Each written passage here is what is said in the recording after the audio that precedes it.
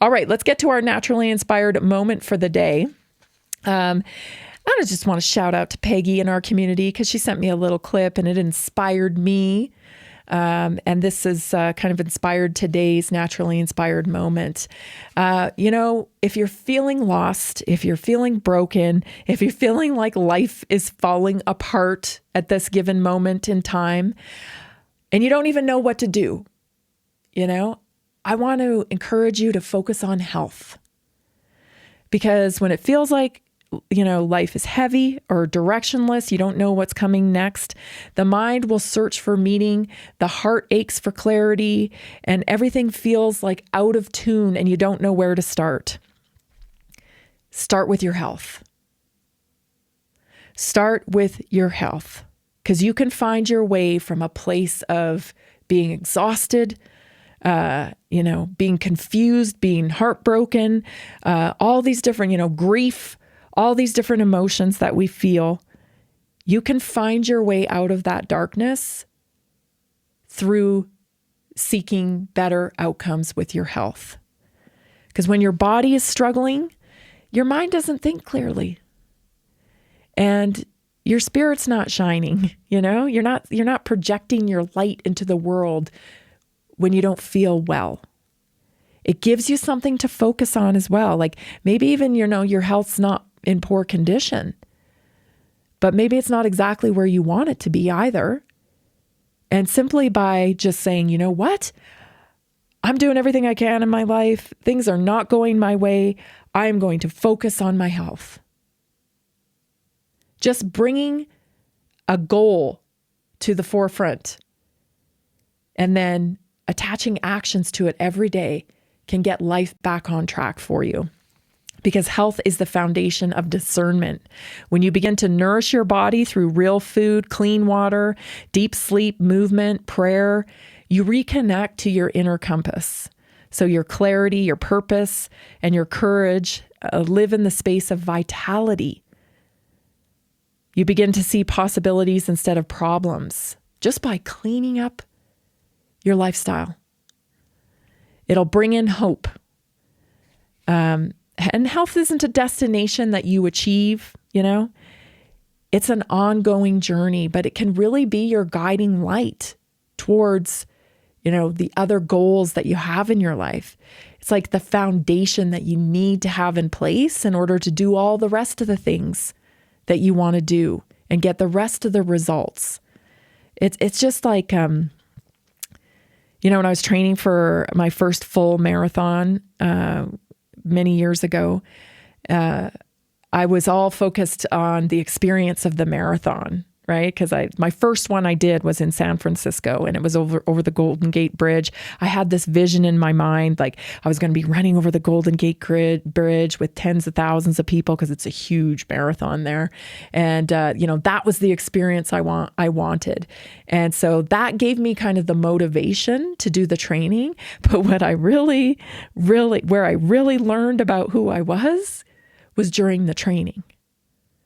Because you got to train for a full marathon, right? And you got to go out when you don't feel like going out, and you got to go out even when, the inside of your legs are chafed because you've been running so many miles, and you got toenails falling off because you've been running so many miles.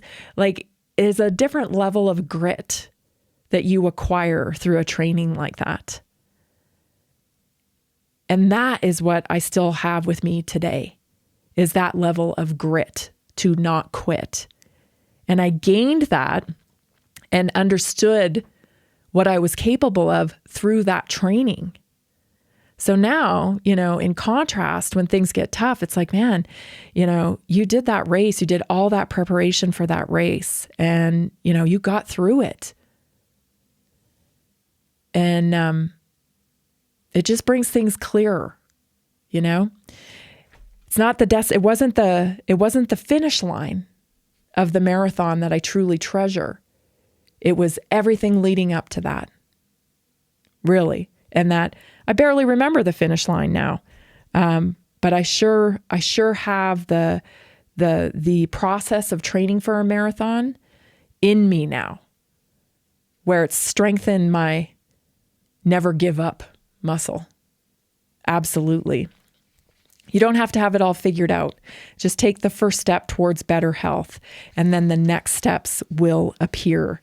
So how do you reconnect when you feel lost emotionally?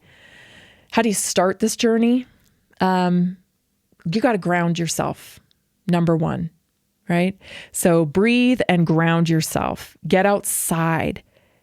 Really start focusing on your physical body, right? Feeling your feet on the earth, feeling your breath in your lungs, letting your nervous system settle.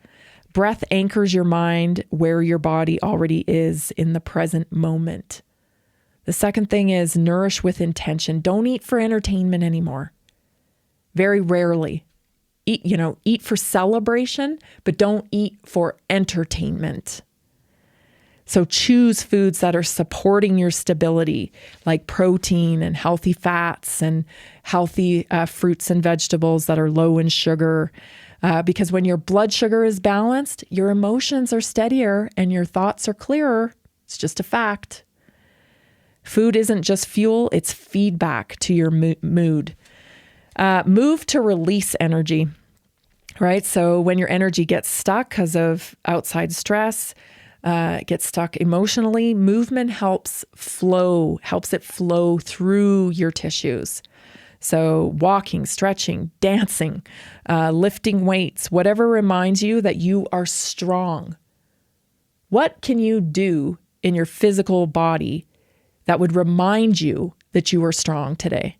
I was telling my son this, that, when we were kids, we used to go to the playground, of course, all the time. Basically grew up at a ballpark because my dad played fast pitch baseball when I was a kid. And so it was like, you get out of the car, you run to the play park. And remember they had those just bare stripped metal bars. And we used to just grab onto those bars and spin round and round and round and round, right? And I feel like, if I did that now, I think, oh my gosh, it might feel weird, right? I probably puke or something. Can I even do that anymore? And so I started hanging out upside down in our gym the other day because I had that conversation with my son. It's like, yeah, you just play when you're little. And then when you get older, you stop playing for some reason, right? Because life. And I thought, I want to work up to being able to do that again. Because it's not all about just exercise, right? It's about play. And the more you play, the more mobile you're going to stay as you age. So I've been hanging upside down off the pull-up rack in the weight room. I'm not brave enough yet to try a spin, okay? I'm not brave enough, but I want to work up to that again.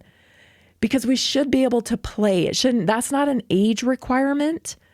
Play is not an age, it's like, oh, you're 18, you don't get to play anymore. You just got to look for ways to build play back into your life. Disconnect to reconnect. Step away from screens, noise, and outside opinions. Create a quiet pocket of time with no agenda, no scrolling, just with you and your intuition. And let it speak to you again. Of course, praying and reflecting on gratitude. Gratitude reframes confusion into awareness. Even when you can't see the path, you can thank God for the next breath, right? You can just be grateful for the legs you're standing on. The thing about gratitude is it's contagious. So once you start feeling gratitude for one little thing, it's like the floodgates open and you can start to feel gratitude for so many things. And of course, that changes your vibration, people. Instead of being in this low vibration where life's falling apart and everything's going wrong, just by focusing on your biology, focusing on your health, you can change. Practicing your gratitude, it can change your whole vibration. And of course, like things attract like things. So if you're low vibration, what are you attracting? low vibrational experiences. Whereas when you're high vibing, it's like you're on a roll. Nothing can go wrong. You're vibing high because all you're doing is attracting high vibration experiences. We are electrical beings. We have a frequency. We're going to talk about that in hour 2 as well. You're listening to Naturally Inspired Radio. I'm Tammy Cuthbert Garcia. We will be right back.